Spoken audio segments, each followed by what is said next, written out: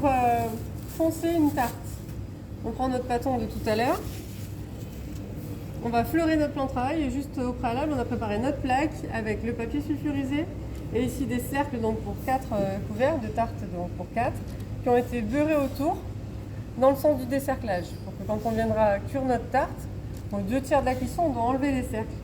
Et donc pour qu'ils s'enlèvent facilement, c'est bien qu'ils soient beurrés, hein, pour qu'on puisse venir après colorer les bords de la tarte.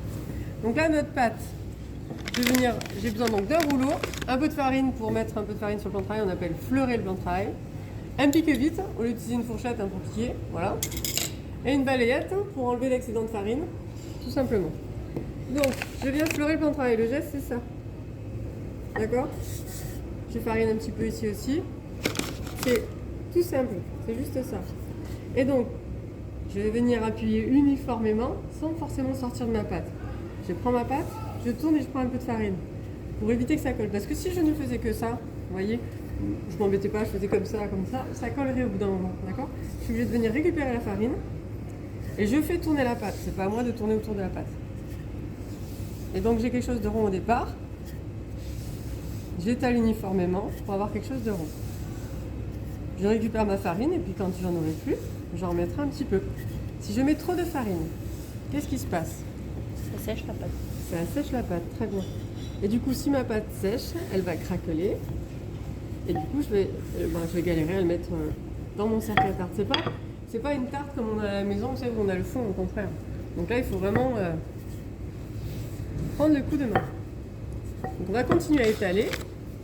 Je refleure un petit peu mon plan de travail, un petit peu ma pâte, un petit peu le boulot. Et pour vous donner un repère, quand vous étalez votre pâte, ici, mon rebord, il faudrait que j'ai au moins 2 cm au-dessus. Ça veut dire qu'il faudrait que j'étale à cette largeur-là. Je vais peut-être étaler un peu plus, parce que sinon ma pâte elle va être trop épaisse. D'accord? Mais on essaye d'étaler le plus rond possible. Mais ça veut dire aussi que ça ne sert à rien d'étaler de trop. Si vous avez une pâte trop fine, elle va être sèche, elle va cuire trop vite par rapport à ce qu'on va mettre dedans, parce que nous aujourd'hui c'est pour faire donc une tarte amandine au beurre.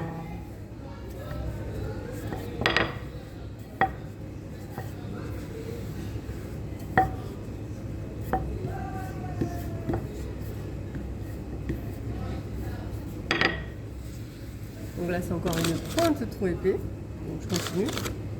On fleur par-dessus le rouleau. Ça suffirait là, mais il ne faut pas une pâte trop épaisse pour notre... Et donc là je vais utiliser ma petite balayette pour enlever l'excédent de farine. Mon pique-vite. Alors le pique-vite, donc on pique la pâte, pourquoi? C'est pour éviter que, vous savez, à la cuisson, elle ne gonfle.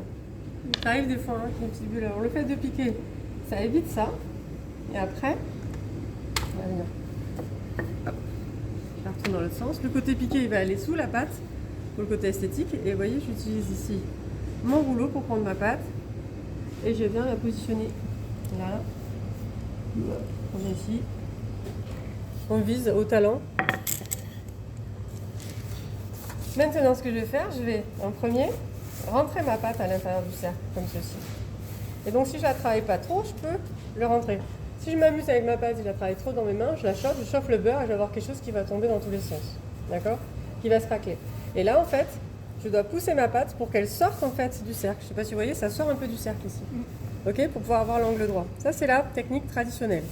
Donc, je soulève mon cercle, je pousse ma pâte. Je soulève mon cercle, je pousse la pâte. Je pousse la pâte, je soulève mon cercle, je pousse, je soulève mon cercle, je pousse. Et donc il faut quand même que ma pâte elle soit pas trop épaisse mais assez quand même pour pouvoir justement la travailler facilement. Et là ça fait quoi? Ça fait que vous avez ici donc des angles droits, ça veut dire ce qu'on a vu tout à l'heure sur les tartes ont fait vos collègues. On a vraiment un angle droit et pas un angle arrondi. Et donc ça ne fait plus de chiqueter. Hein. Avant on chiquetait une tarte, ça veut dire qu'on lui faisait des petits bourrelets jolis par-dessus. Quand vous regardez en pâtisserie maintenant, vous ne voyez plus. On est d'accord? Bon, donc vous me faites quelque chose de net et de propre comme ce qui se fait maintenant, c'est-à-dire on faire tomber les bords. Et tout simplement, vous passez le rouleau. L'excédent de pâte, on ne s'amuse pas à faire comme de la pâte à modeler. Hein. Je le prends, je ne le touche pas.